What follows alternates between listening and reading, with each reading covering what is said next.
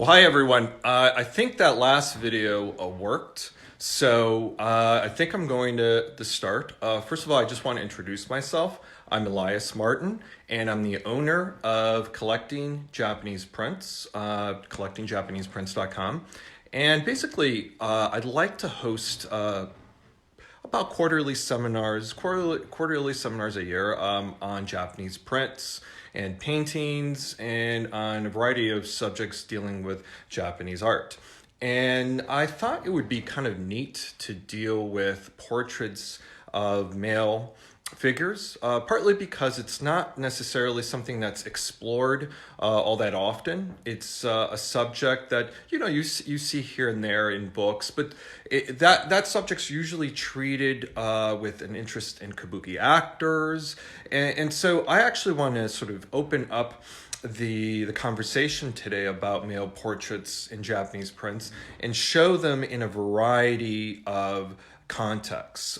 These artists were producing prints in different genres and were approaching Japanese prints, particularly portraits of male figures, in a very different way.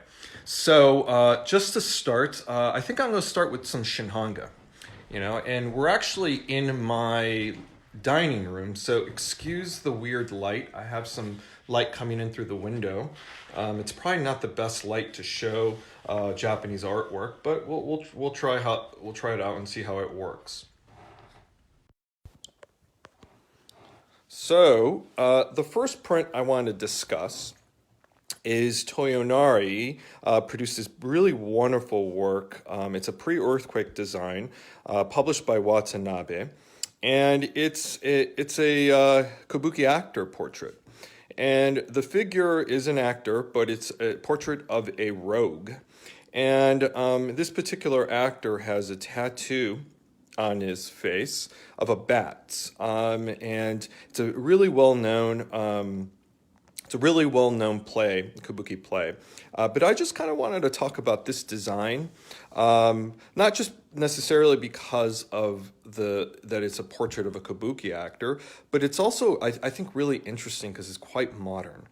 And one of the things that I'm really what attracts me to this print is this really wonderful Buren work in the background. You could even see the Buren work in the robe here. This print is decisively modern. It's a print that was produced to sort of show how the print was done. So you would never see these Buren marks, or very rarely in the ukiyo-e period, of Japanese printmaking. That was more this technique was not considered refined, but in this case, it's very expressive and it charges this design with a lot of emotion, and it has this really strong Kabuki in the moment dramatics that the plays usually sort of hinge on. So it's really noteworthy for that reason, along with just the fact that it's such a powerful, important design. And of course, it being a pre-earthquake, it's that much rarer. So move on to something else that's actually something very, very rare. Another very interesting pre-earthquake design. This is by Ito Shinsui.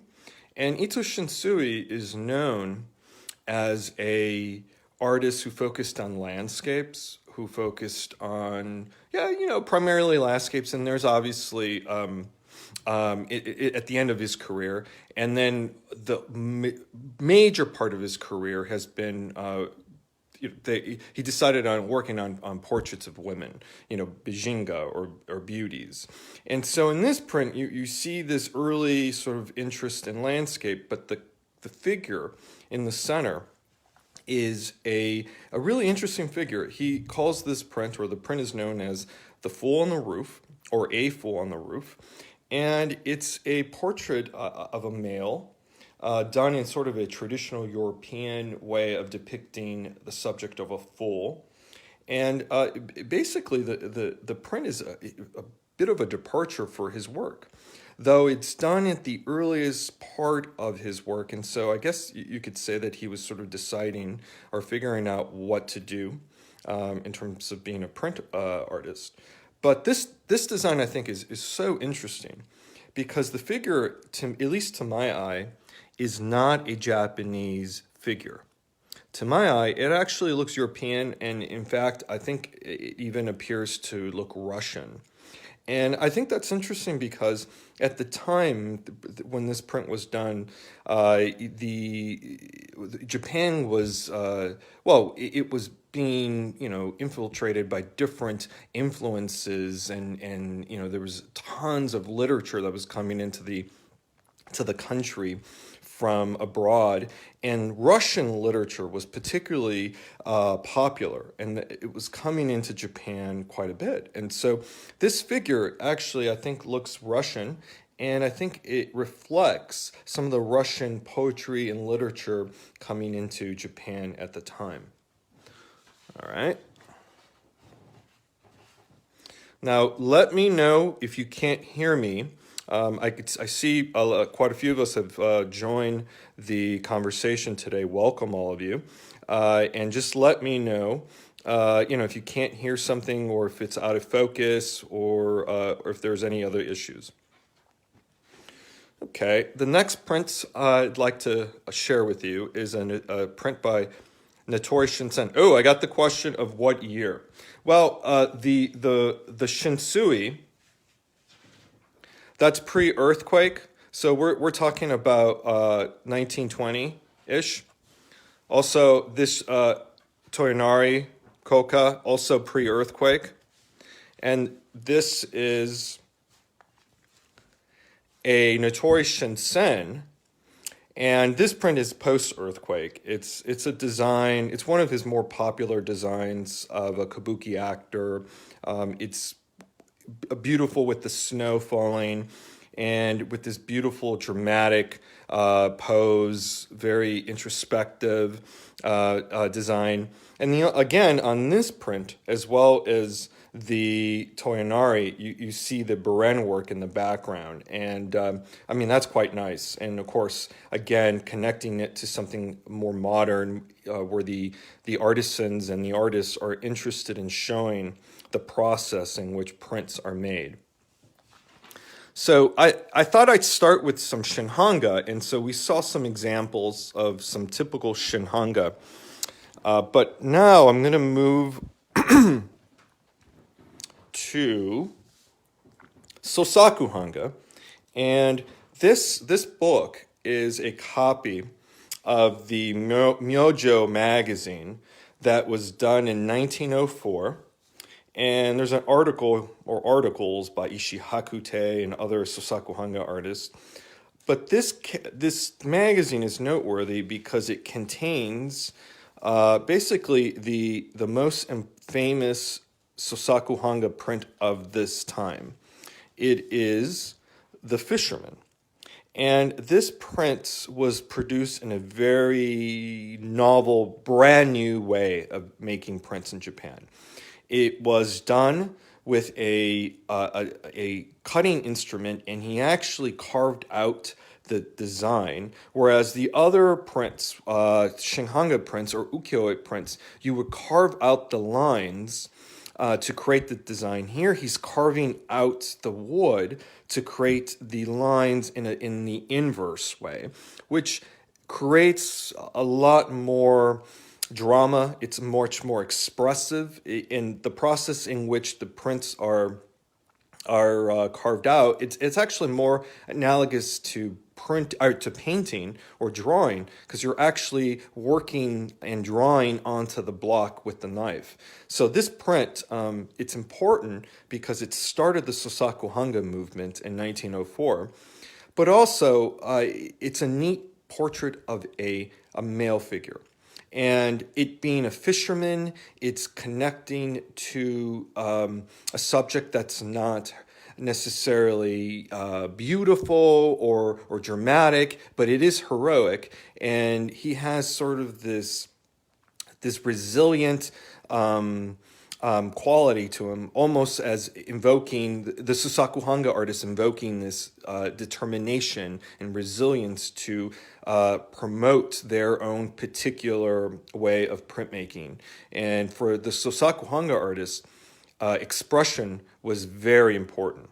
Very important. It was the artist's own self-expression, carving their own blocks, printing their own prints, and expressing their own emotional states. So that's why this print was so important. All right, so I've been told to bring them closer to the camera, so I will do that. Thank you, everyone. It's very helpful to hear the feedback in real time.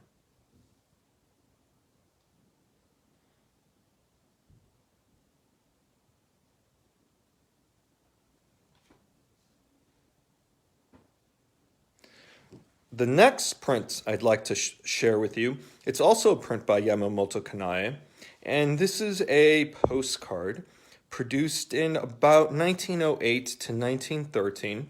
There's about 3 to 5 impressions known to exist, and this particular postcard was actually mailed, so you could kind of see the writing in the stamp.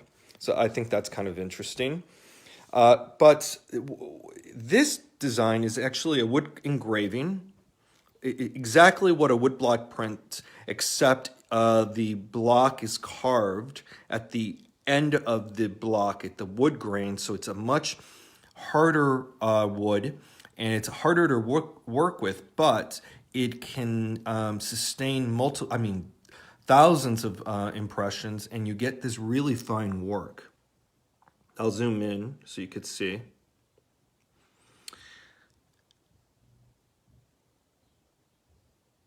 And so again, Yamamoto Kanai is interested in showing fishermen here at dawn. They have kind of a heroic quality to them, and in some ways, you know, that he's connecting to them in that way, and how the artist is this fisherman of sorts, out creating, looking for the best design and expressing himself.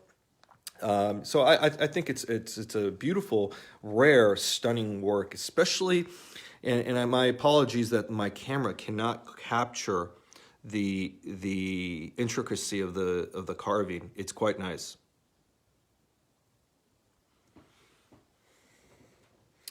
Okay, the next work that I'd like to share is also a postcard, and this is a very rare self-printed postcard by Yumeiji. And Yumeiji isn't known as a Sosakuhanga artist or an artist that carved and printed his own work. But in this particular example, he did. And this is an example of a postcard done in 1912. And it's a New Year's card. This postcard was sent to a publisher of one of his magazines. But I think it's a really neat print because it really kind of, there's a sense of humor to this postcard, partly because it's a New Year's card. And it shows him kind of haggard and kind of, you know, I mean, it looks like he's had a rough year, but he survived. And so it's kind of a funny card to send out in the sense that it's his own self-portrait and done in such a way that's kind of crude but very expressive. And as I said, he looks rather haggard in this image, but very, very expressive. And it's a neat little thing to have, and it's also, you know, kind of an example of what artists, how artists saw themselves. Self-portraits are always neat.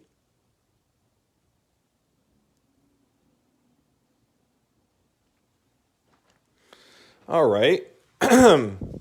The next, I'm going to move some prints around so that they're not in our way. The next print I'd like to show is, you could see, it's a Tabari Kogan print, and this is from 1914, and basically it depicts acrobats, and the circus and acrobats were very popular in Japan at this time, and this particular artist was very influenced by Western art.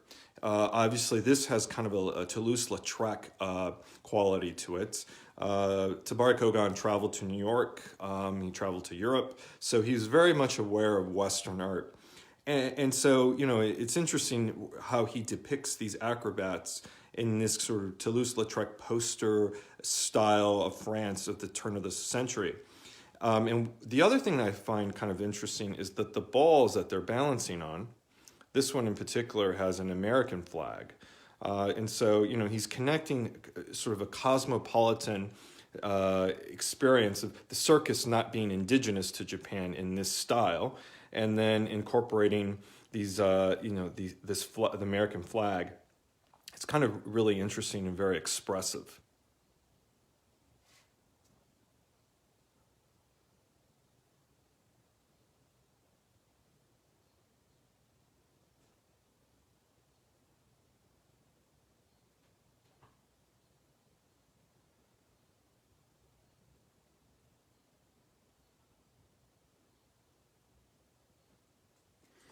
All right, so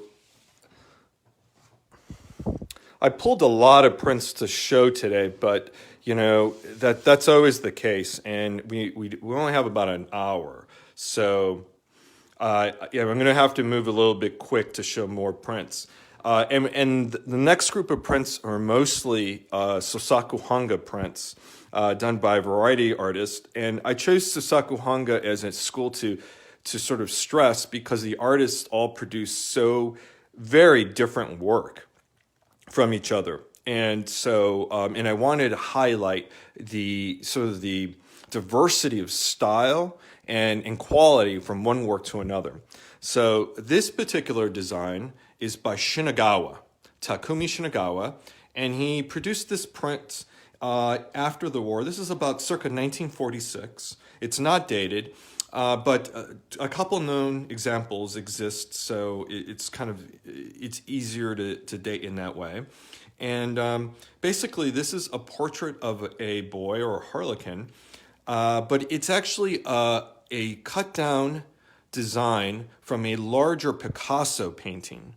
So if you thought it looked a little Picasso-esque, you're right. The artist was certainly influenced by Picasso. He's a big fan of Picasso's.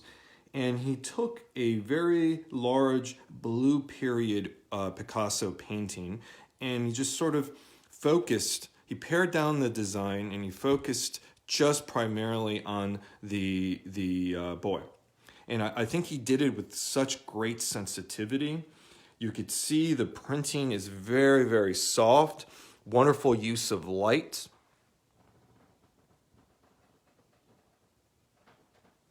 I mean, it's extremely difficult to get on a phone in my dining room table, unfortunately. But, you know, if you're ever in Chicago, I invite you to come by and pay me a visit, and I'm happy to show you these prints. But I want to show you the back of the print as well. Excuse me. You could see the impression, the first key block impression of the gray, and then the additional color blocks. It's very, very expressive, even the back.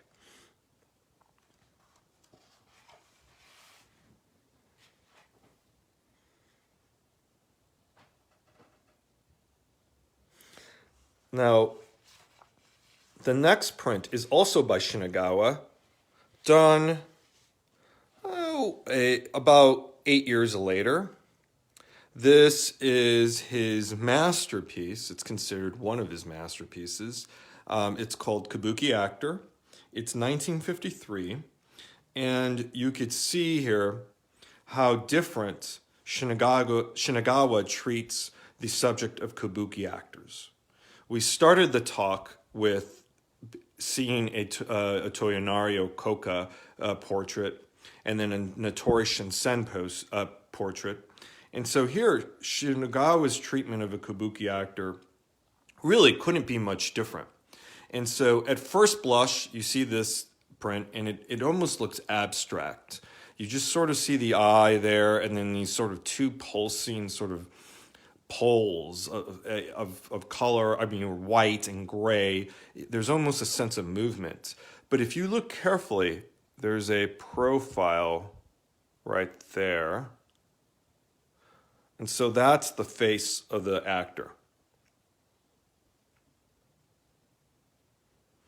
It's a really stunning work and quite different from the earlier portrait of the Harlequin. And though I have to say that one is very strongly, obviously it's a Picasso design, and Shinagawa was very influenced by Picasso. This is an original design by Shinagawa, but you kind of see Picasso's influence because it has this almost pseudo-abstract quality to it. The other thing I'd like to sort of try to show is that the print has mica, has silver mica printed into the print, and it kind of shimmers, which adds to the drama. I was just asked by Eric, hey Eric, if this was on any book covers. Yeah, it's one of his more popular designs, and I think it was used on at least one book cover that I can think of, but it's illustrated in dozens of books. The most famous book that it's illustrated in is in Statler's Modern Japanese Prints. He has a color reproduction of this print. In fact, just as an aside, this happens to be from the Statler collection. So this is the print that they were discussing.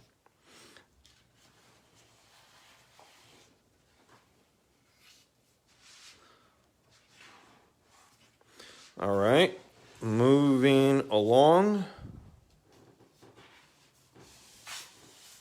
Now I have my phone. Oriented vertically, so I'm going to have to, on these horizontal designs, I'm going to have to sort of, okay, I'm going to bring the phone closer to the print so you could kind of see the printing. This print is by Umetaro Azechi. It's a very early print from the mid-40s, about 46. And I picked this print because Azechi is known for his mountain landscapes and his mountaineers. And this print depicts neither of them. The figures are sort of rendered almost as if they're mountaineers in the sense that they have that really interesting printing effect to the skin that he's known for in his mountaineers. But these are basically workers. Looks like a lumber yard here. And there's these two ships. I'm assuming either they're hauling in lumber or they're shipping out lumber. And you see these figures here and here, all male figures, all laborers. And I just think it's a very interesting treatment of the subject. There's a kind of a interesting, there's a sensitivity to the way that this portrait is portrayed. I think it's the shading and the care in the printing. It's very, very subtle.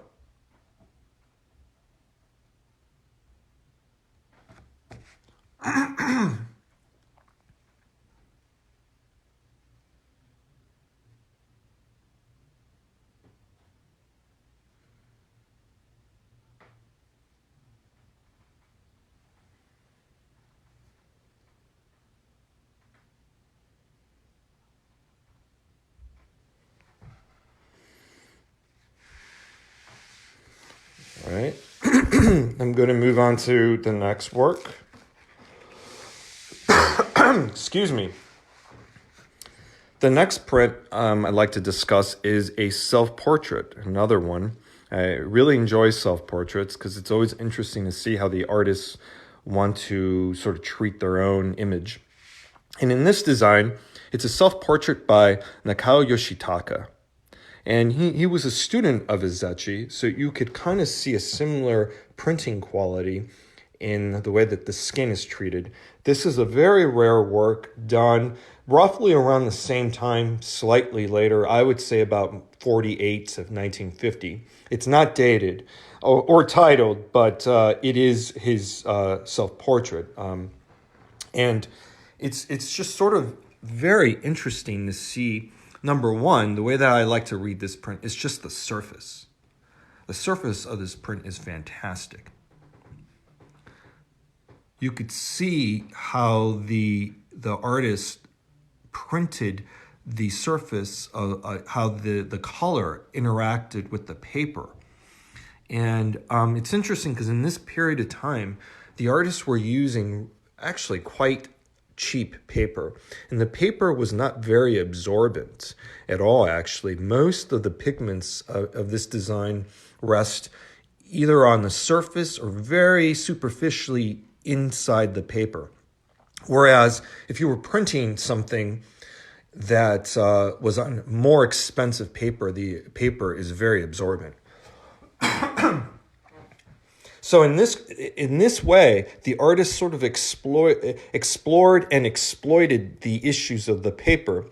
Having the pigment rest on the surface creates actually a much more dramatic and visually interesting experience for the viewer. You could kind of see the different types of, the way that he treats his pants. You even see a very different texture to that compared to his shirts. And then, of course, to the wall here, or curtains, whatever this is. It's very interesting. The last thing I want to highlight is that these sort of sharpening stones here, in person, I don't know how they're coming across on the screen, but they're kind of a silver cold. They actually look like stones. And the surface looks exactly what you would expect for a stone to look if you're going to use a tool. And I'm assuming this is a tool used by the artist in carving his prints. So I've been asked a single block. So the question is no, none of these were done with a single block. All of these prints, being in color, were done with multiple blocks. And even, let's just say the artist on this design carved 8 or 10 blocks, he may use the same blocks and printed them over again to get a deeper saturation of colors in certain areas. So we're talking about this particular print, maybe 24 impressions in order to produce this print. It's actually, to get this effect, this unevenness, you have to print it over and over and over again so that you get different effects in different areas of the printing. Now, so I was asked, hello, Eric. I was asked if the artist worked from photos. As far as I know, all of the artists that I'm showing you now did not. They drew their design roughly as a sketch on in a notepad or in an artist portfolio, and then based that design. From that design, they based their print from there. And so, no photos, as far as I can tell, on these designs were used.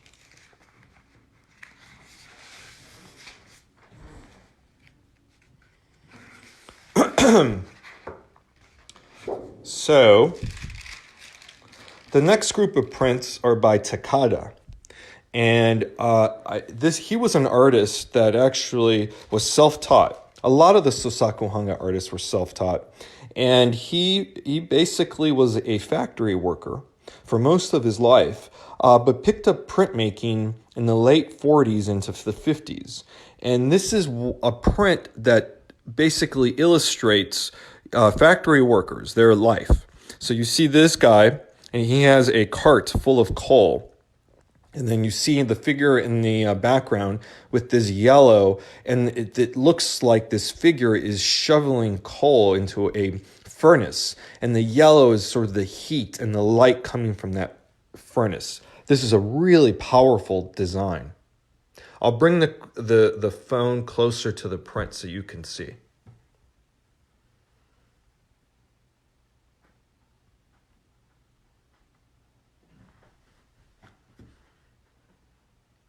Now, this artist, because he was a factory worker, all artists have agendas in some way. And his agenda or his mission was just to highlight the lives of these workers. He was, part of a movement along with Ono Tadashige and other artists who were interested in showing sort of the working class, workers in factories and doing work in fields. And so, it's this social realism movement that was in Japan. And so this print is certainly depicting that subject. It's a really powerful design.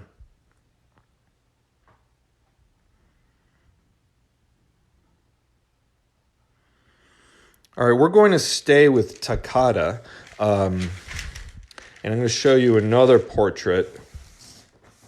Now this one's horizontal, so we'll have to sort of orient the camera a certain way. But here we are again. These are two workers inside a furnace, and the figure in the background is shoveling that coal into the the furnace. And this worker here, he has his hands on this cart and he's pulling it out. He's run out of coal, so he's going to go and put some more coal. And so there is this really wonderful dynamic quality of the background figure shoveling coal in, and this figure coming through and wheeling out his carts. It's a wonderful sort of triangular sort of quality to this. Is this wonderful sense of movement, but it's very powerful. You don't see much of the figure's face, but you really do get to know him. I mean, in the sense that he's a worker, they're working hard, these are their working conditions.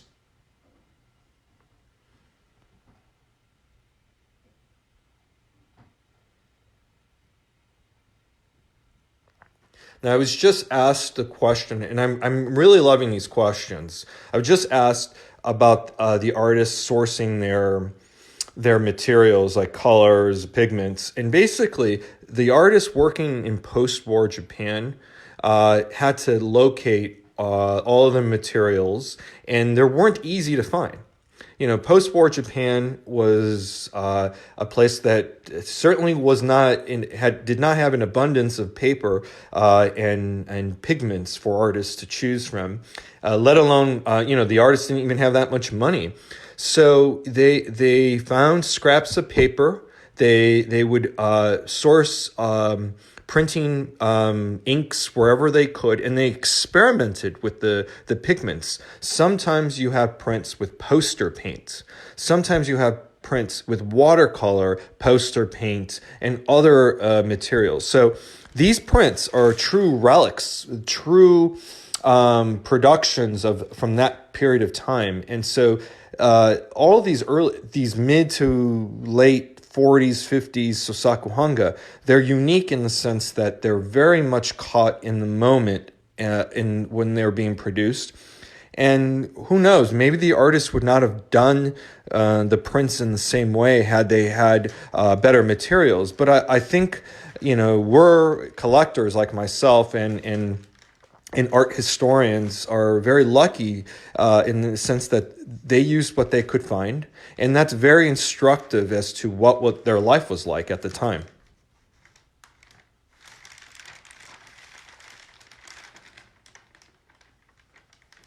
Yeah, it's a really great print. Those two prints by Takata, I'd like to always highlight because they're very surprising for people who aren't that familiar with Japanese prints. A lot of people just really think Japanese prints are of samurai and geishas, and yes, certainly that's the case, but it's much more than that. So the next print I want to show is the most famous, arguably the most famous design during this period of time. This is a portrait of the poet Hagiwara by Koshiro Onchi. And it was done originally before the war. And then he I think he made two impressions. So we're talking about 1942, I think, 1940-ish. And then he produced multiple impressions after the war per request. So during the 48, 49, may have made about a dozen or so. And this is one of them. And the Hagiwara was a poet that Onchi was very close to. And, they had a relationship dating back to the 20s. Hagiwara was one of the first surrealist poets in Japan. And so, he was a really interesting character. Onchi actually, I believe in a couple of his books, he actually contributed designs. And in one of them, from 1914, Howling at the Moon, there's a print by Onchi, a print by Tanaka, and maybe even Fujimori, if I remember correctly. But by the I would say by the early 40s, late 30s, early 40s, the period of time in Japan's history, things were very bleak, and Hagiwara, being the poet that he was, really was caught up in the dark period of time, and he drank himself to death. And this portrait is a posthumous portrait in the sense that this was done by Onchi after the poet's death. And you could see how expressive the print really is.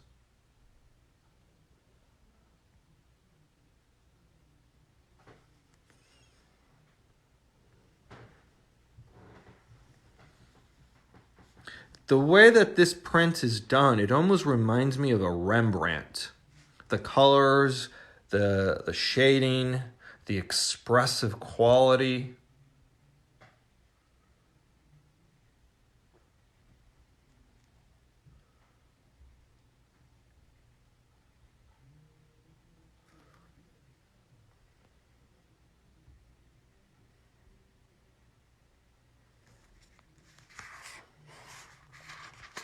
Just to make things interesting, I thought I would show not just that one, but all four. So this portrait was done in the 80s by Onchi's son, Kunio. And he made this with the original blocks in an edition of 10. And actually, most of these impressions ended up in museums. So it's actually quite rare to find one outside of a museum. And you could see how different both these prints are.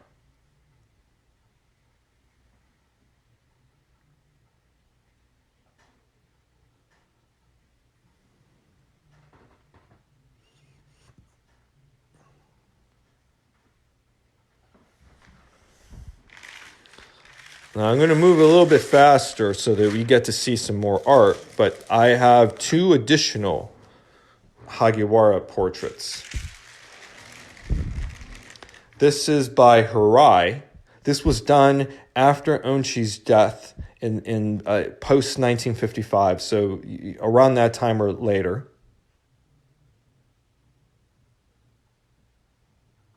You could see how different Hirai's impression is from Onchi's.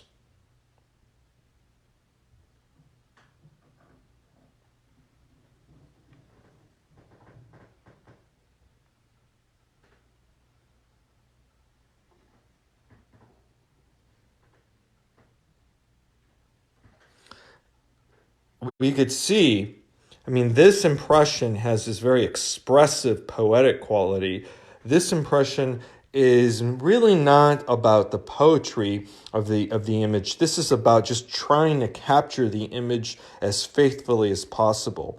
Hirai was a great printer, but his impression of this design pales in comparison to the master. So emotionally powerful impression by Onchi.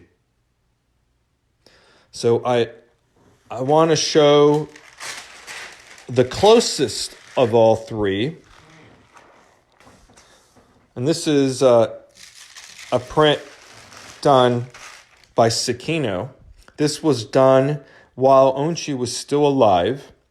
in the late 40s. And basically, he made about 50 impressions of this print. And this one's quite nice. The printing is actually more expressive, and yet he's keeping, the quality all there. The printing is fine. It's as a print, he's done a fine job, and he's also added some really kind of expressive sort of printmaking onto the face and the hair and even the background. But when you compare it to an Onchi impression, it lacks that power, that spontaneity, the sort of wet printing technique that he's so known for.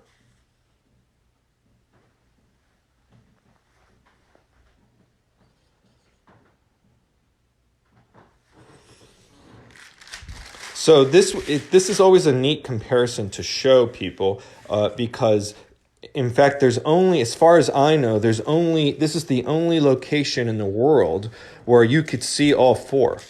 A lot of museums have the Onchi and the Sakino and the Harai, but Onchi's son, that impression is actually quite rare. And so, though it was done in the 80s, it's still quite rare and very nice to have. And so to see all four is a very neat thing.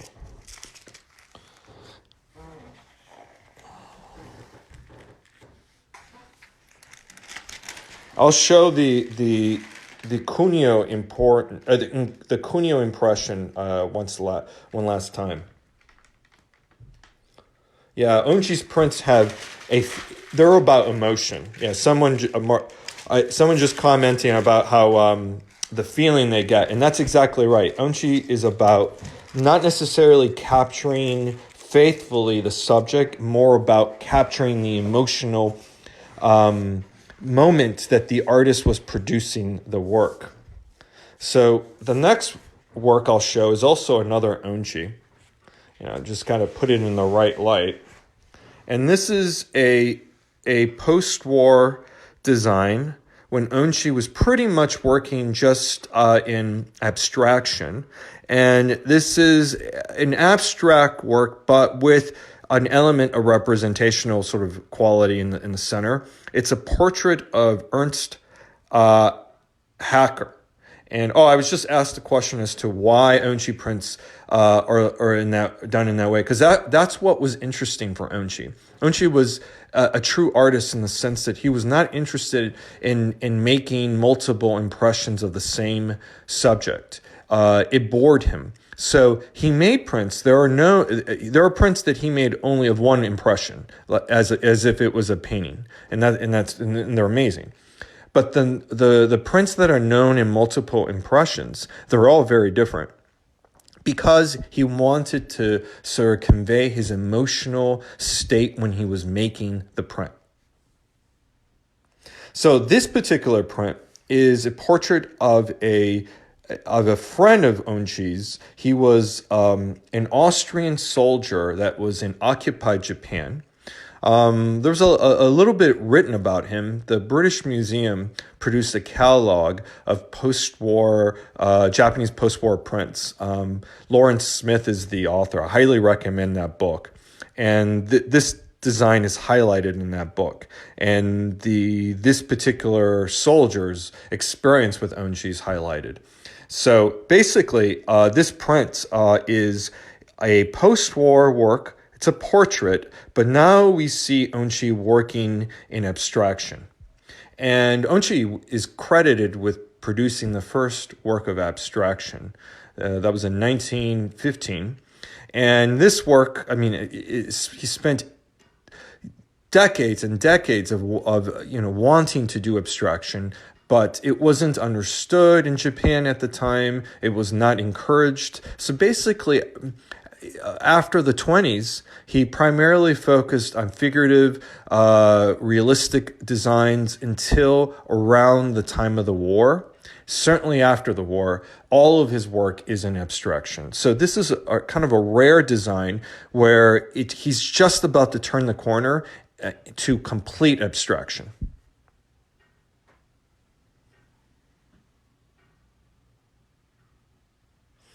This printing here is not as dark as it's appearing on my phone. So the best light is for me to move the phone away from the print.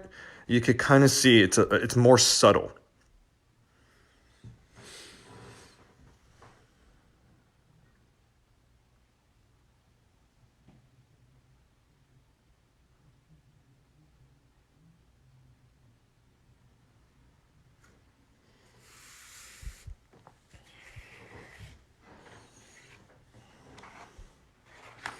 All right, moving along.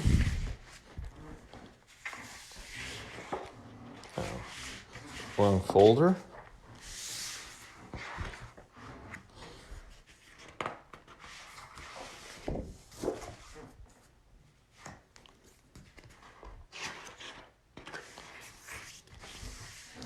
All right, next one is... Oh, I didn't actually talk about an earlier print that I had on the table. So let me talk about this one. This is another Kabuki Actor portrait, but this is by Tomo Inagaki. You might be familiar with him. He's the artist that focused on cats. But before he started his cat designs that were pretty much started around the 50s, he worked in portraits and landscapes, and he was actually a very good artist. This print is from the 20s. It's about 1920, 21, 22, and it really just depicts an actor. And the way that Inagaki portrays his actor, he takes the block and he prints it off registration after the darker impression, so you could kind of see a sense of movement. It's a really wonderful, dramatic design. Yeah, Eric, this is the cat man. You're right. Yeah, so Inagaki, if you look him up, Tomo Inagaki, you'll see an abundance of cat designs. And some of them are charming, and some of them are like, okay, more cats. But early in his career, he was focused on other subjects, and they're great. This is a really fantastic design.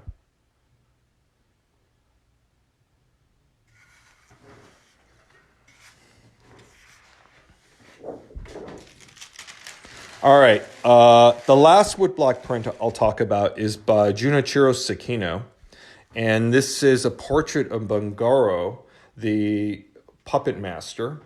And I just wanted to show this print because how beautifully done it is. I mean, the way it's printed, it almost breathes.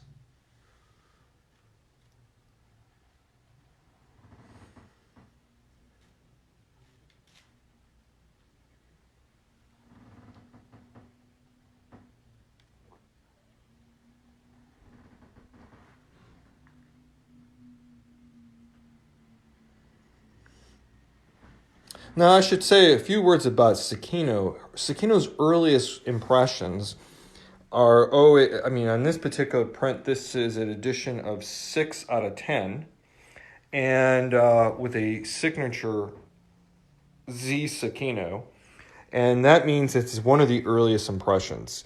Sekino prints were usually done without enumeration and then done in addition of about 10. Maybe sometimes you see them in addition of 5 or 3, 10, and then 20, then 30, then 50, then 100, and so on. The earliest impressions in being under maybe 20 or under are typically all self-printed by the artist. And you could see when they're done by the artist how powerful and expressive they are.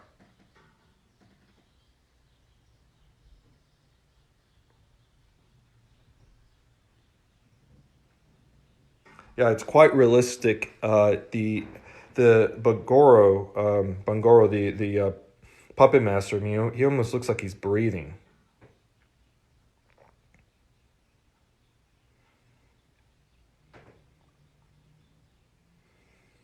Yeah, these prints in particular, I'm highlighting, all have the quality of, they're very, very expressive. Very expressive. They're And I mean, I could certainly have shown prints of this period that were much more restraint, but had a lot of restraint. But the prints I'm highlighting are, first of all, they're rare because they're early printed works by the artists themselves. And when you have work by the artists done at the earliest period of time, that's when you really get a sense of what the artists wanted in their artwork. You get really their profound amount of the work that went into this particular print. Is so different from the later impressions in the sense that there was so much more printing done to it to get the effects of the face, the wood grain, all of this. This required at least twice as much work than the regular studio edition that was done much later.